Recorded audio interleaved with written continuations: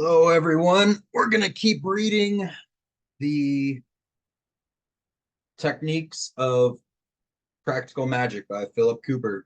It's been a while.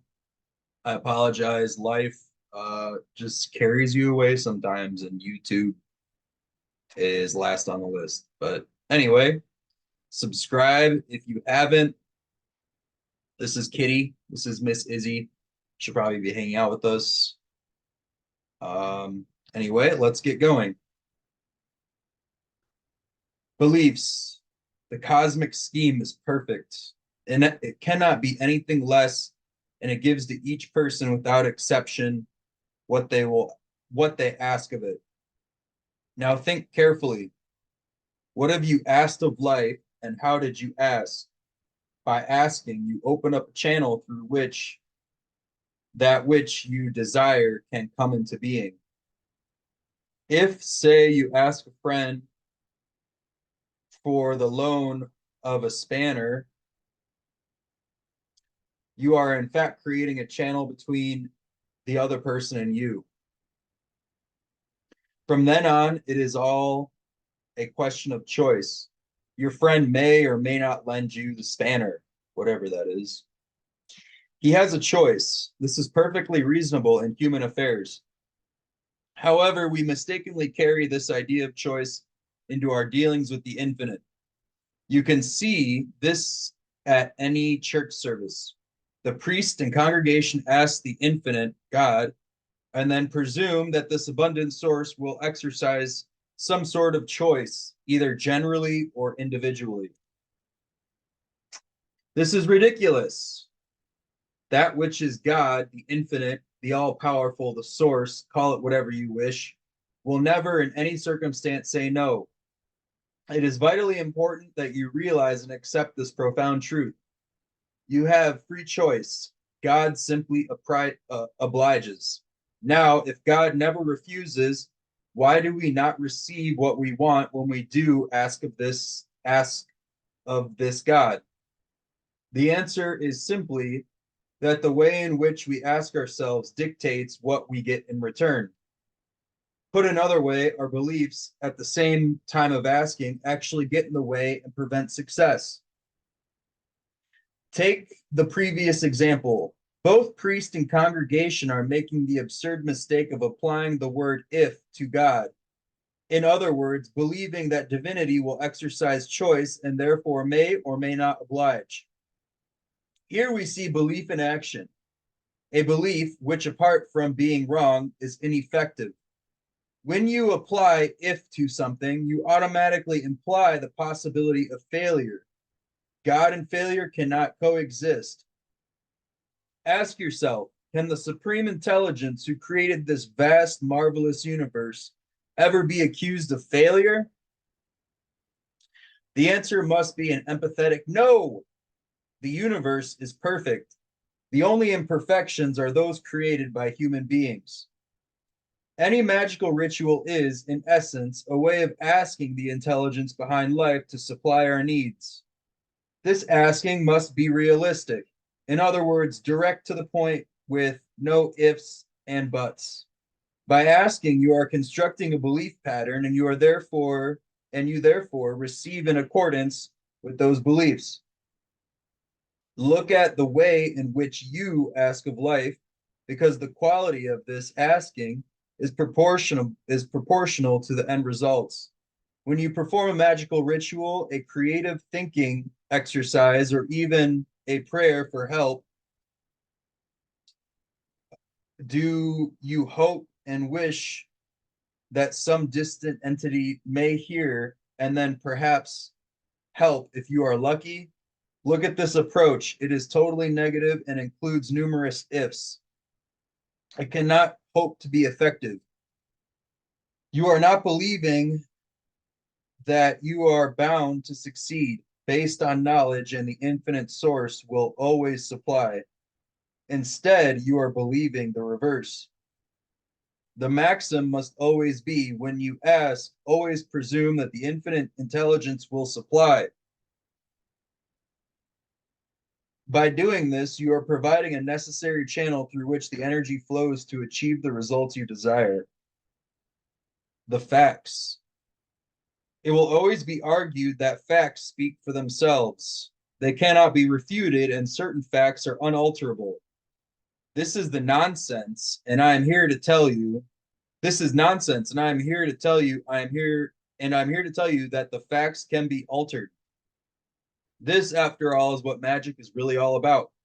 When you perform a magical act, what else are you trying to alter but the apparent facts? In reality, facts are transient rather than stable, and our ability to alter the facts is a reality, which in turn is dependent on the ability to believe. Belief in facts, okay. Whatever you do, always remember that the infinite source of power, who created fact, is quite prepared to help you alter these facts at your request. All you have to do is ask and then provide a channel of belief through which this may work. An example is as follows. Fact, I have no money. Why? Just bad luck. Remember that there is no such thing as bad luck. What is in fact wrong is a deep-rooted belief, which is now producing lack. Result. There is now a choice.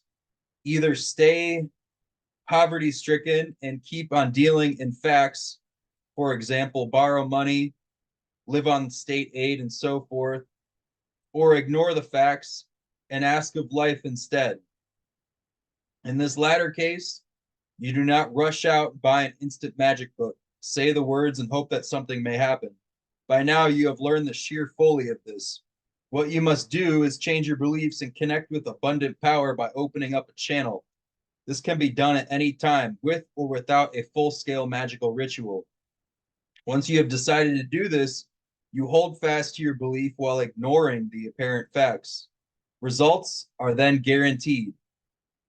Is not this better than accepting fate or bad luck?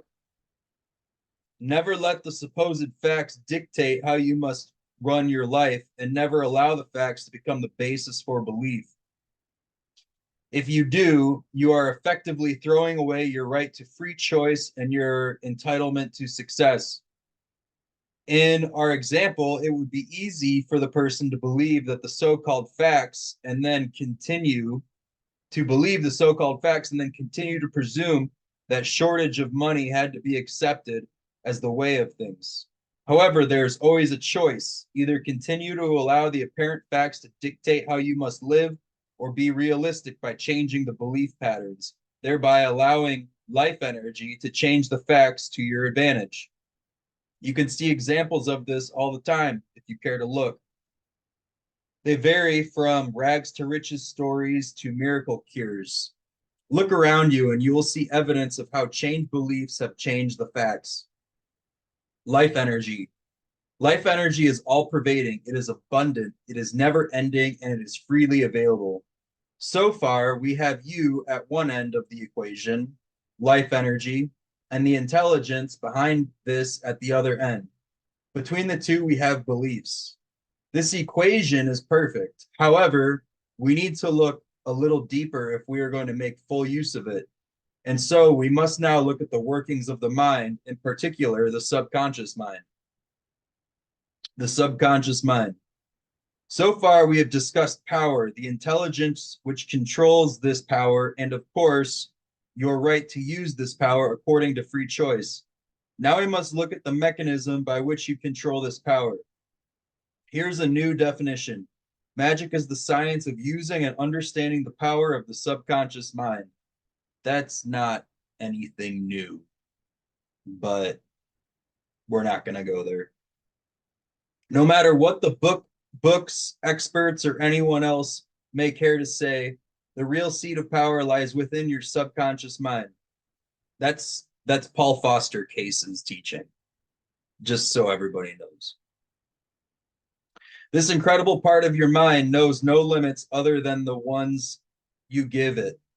It is important that you think about this carefully. No limits other than the ones which you define by belief.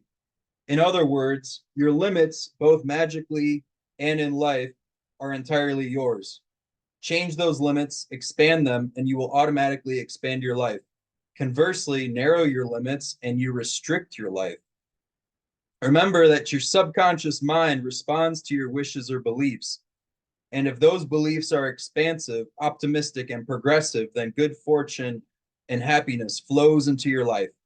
By contrast, if the beliefs are narrow and restrictive, then poverty, illness, and lack are bound to materialize. In either case, your subconscious mind responds fully to the wishes, beliefs, which you give it. Let me now illustrate how it is possible when somebody decides to widen his horizons and defy the apparent facts or norms. Take, for example, Roger Bannister, who many years ago decided that he could break the barrier of the 4-minute mile. He believed that he could do this, and he did break the supposed barrier despite what everyone else thought. Men flew faster than sound and eventually walked on the surface of the moon as a direct result of various people widening their horizons and believing that these things were possible. The list of expanding horizons is almost endless if you choose to look. Now look at some really impossible feats, such as the regular event of firewalking, in which human beings walk barefooted over red hot coals without any injury. No, this is not a fake or a clever trick. It actually happens. Do you know how this is done? I have seen men eat broken glass and razor blades, again, without injury. Needless needles pushed into arms and legs without pain, or even a solid steel skewer pushed through a man's neck without so much as a drop of blood being spilled. How do people do these things? The answer is quite simple. They use power of the subconscious mind. From the opposite point of view, such trouble can easily be brought into a person's life by adopting narrow limits and negative beliefs. More and more, the medical profession is having to admit the bulk of illnesses are due to psychosomatic causes. In other words, the cause is all in the mind. This is the subconscious mind. This is one reason why the placebo sugar pill works. The patient is convinced that this new pill contains a wonder drug, and so he or she gets well. Both you and I know that the sugar pill is unlikely to cure anything. It is the belief that affects the cure. The horizons have been lifted and the limits have been expanded. Good and evil. As far as your subconscious mind is concerned, there is no difference between good and evil. This may sound confusing or ridiculous, but nevertheless, it happens to be true. If you ask a computer to work out a complex calculation, it will do so without effort. If you ask another computer to fire a nuclear missile at some enemy, it will also carry this out. It is not concerned with morals, judgments, or rights and wrongs. It simply does what you tell it to do without question. The difference between the two computers is only the type of program which has been given to the computer. Those programs were conceived by human beings, not by the computer itself. This wonderful electronic machine acts on instructions, but by itself, it can do nothing until these instructions are given. The subconscious mind is exactly comparable. It responds to your instructions, but does not by itself pass judgment on them. Good and evil, right and wrong, sensible or stupid, kind or unkind, or any other polarization that you can think of mean nothing to subconsciousness. At first glance, this may seem like an absurd way of handling power, but if you look a little deeper, you will see the wisdom in it. Free choice. This is the answer to the riddle.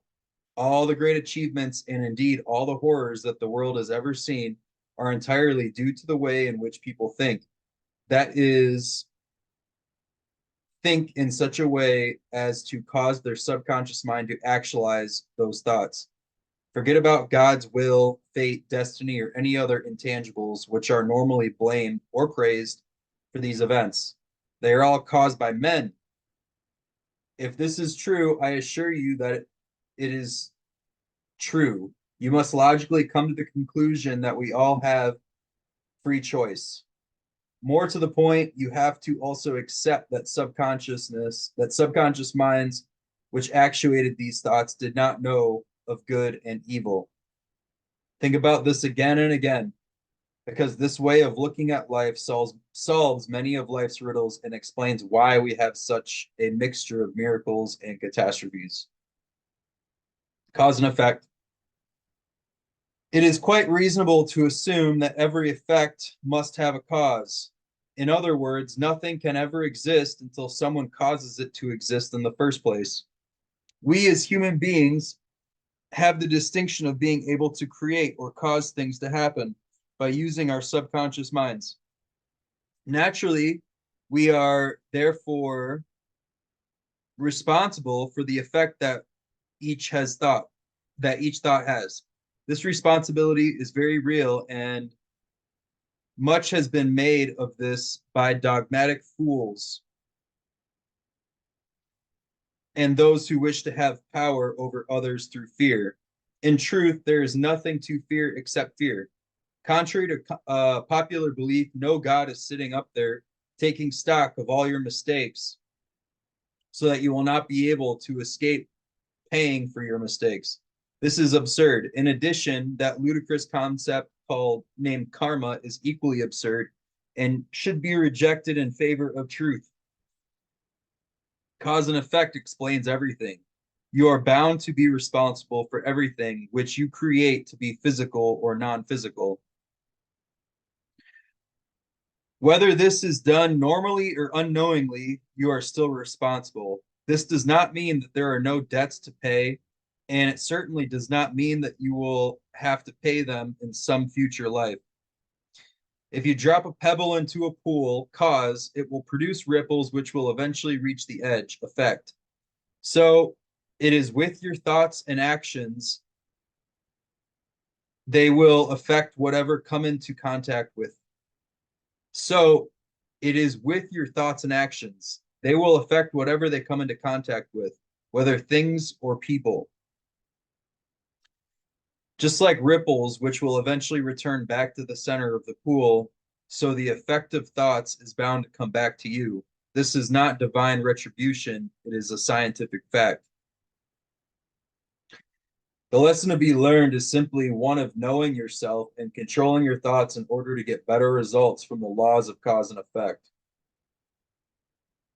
Influencing subconsciousness.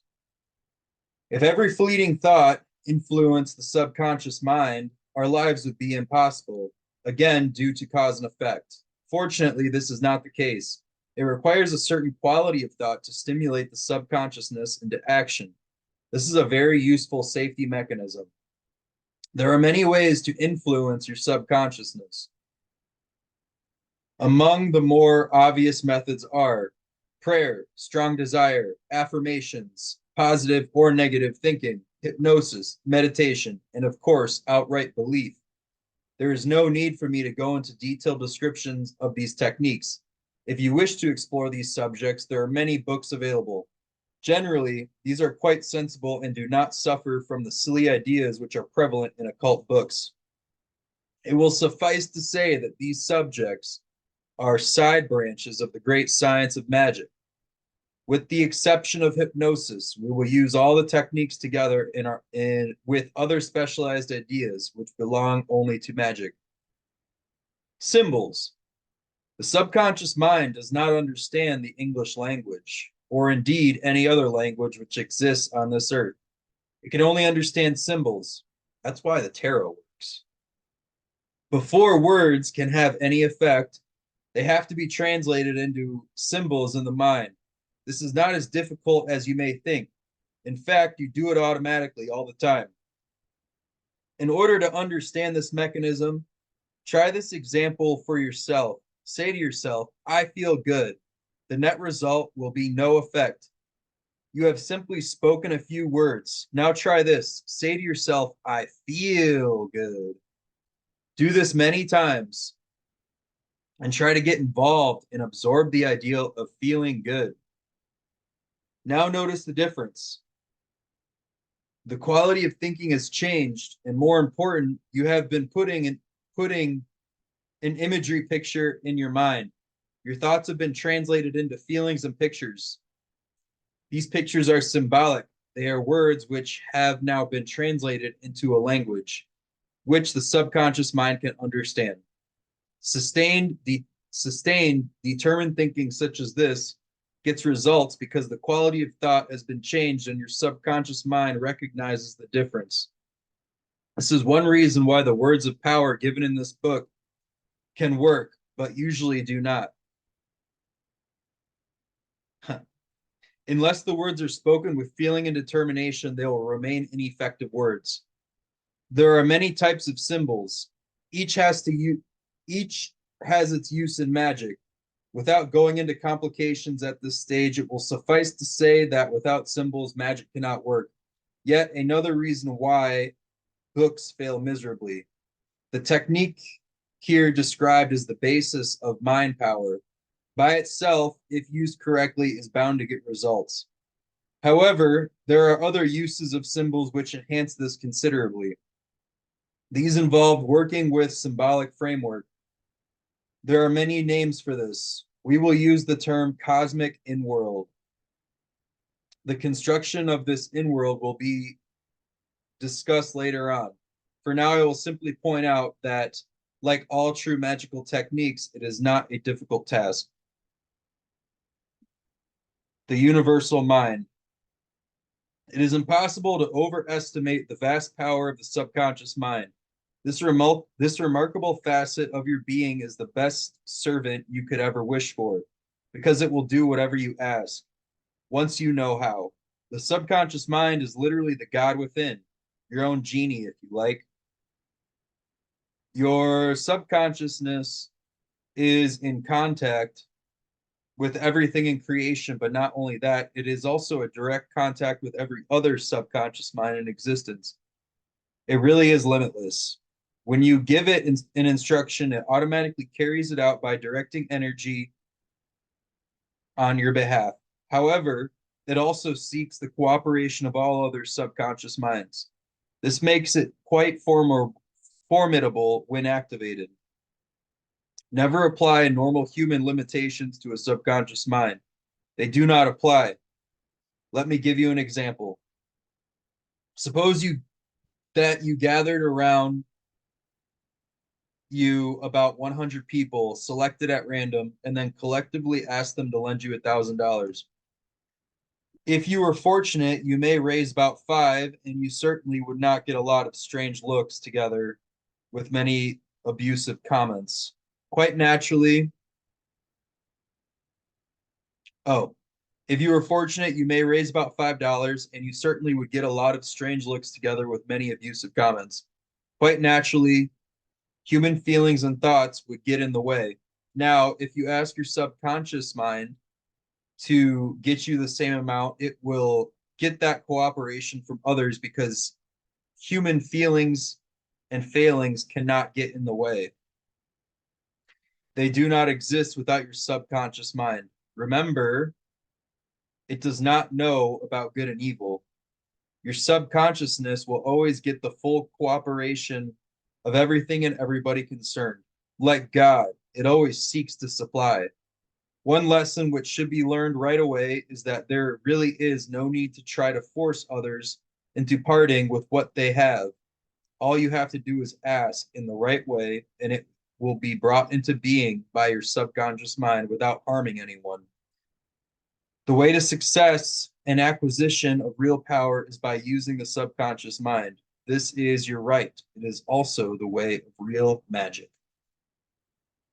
Thank you, guys. That will be all for today.